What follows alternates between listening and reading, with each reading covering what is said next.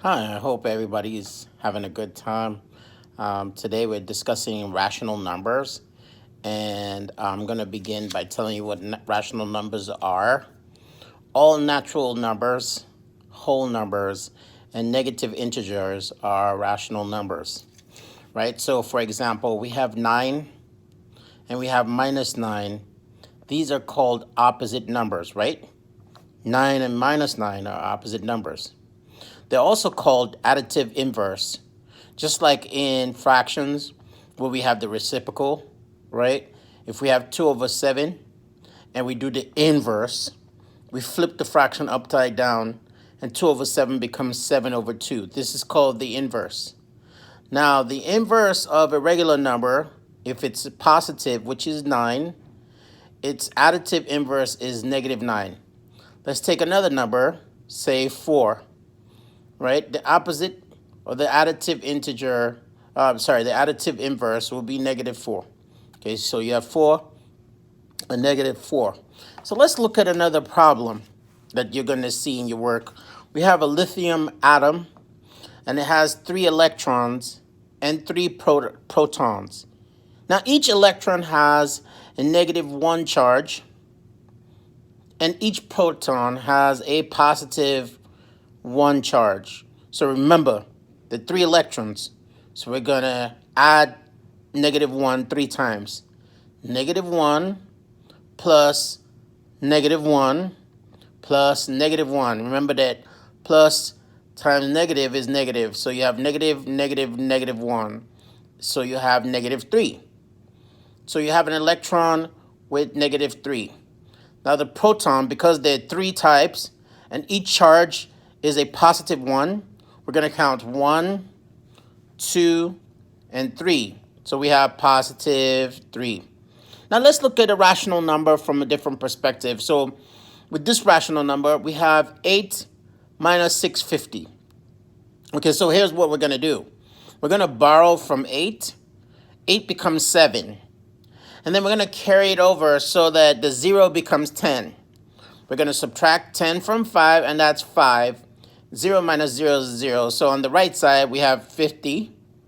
Now we have 7 minus 6, and that's 1. So we have 1.50. We have another situation of rational numbers. Remember, a rational number could be a fraction. It could be a positive number. It could be a negative integer. It could be a whole number.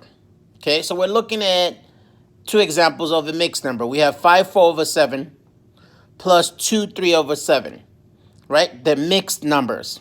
So here's what we're going to do.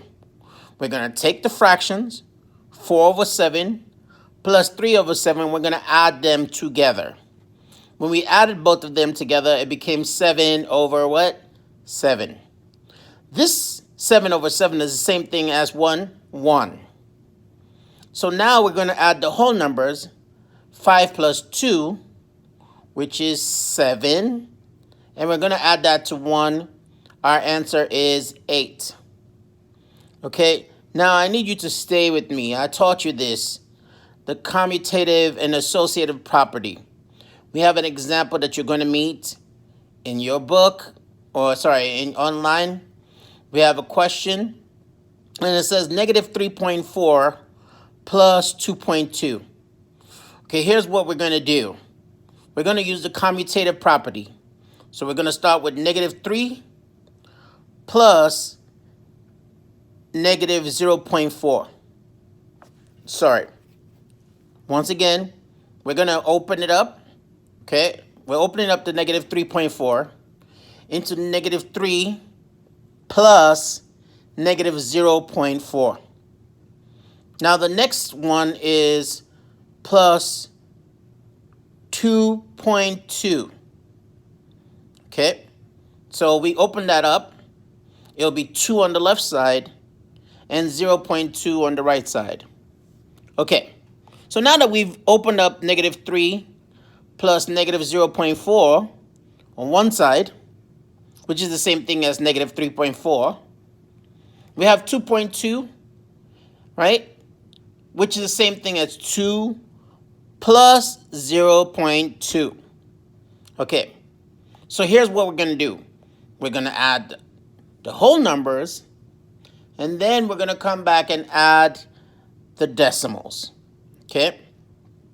So remember, our question is negative 3.4 plus 2.2. So we're going to add negative 3 plus 2. That gives us negative 1. Now we're going to go back and add the decimals. We have negative 0.4 plus 0.2, and a negative plus gives us a negative. Okay, so 0.4 plus 0.2 gives us negative 0.2. Now here's what we're going to do. We're going to add both the whole number, negative 1, or the negative integer, sorry, and the decimal, negative 0.2, and our answer is negative 1.2. Thank you. So don't forget what we're doing today. We're adding, we're subtracting rational numbers. We looked at rational numbers when they were mixed numbers. We looked at regular numbers. And we looked at the commutative property and associative property in adding and subtracting. Thank you. Have a good day.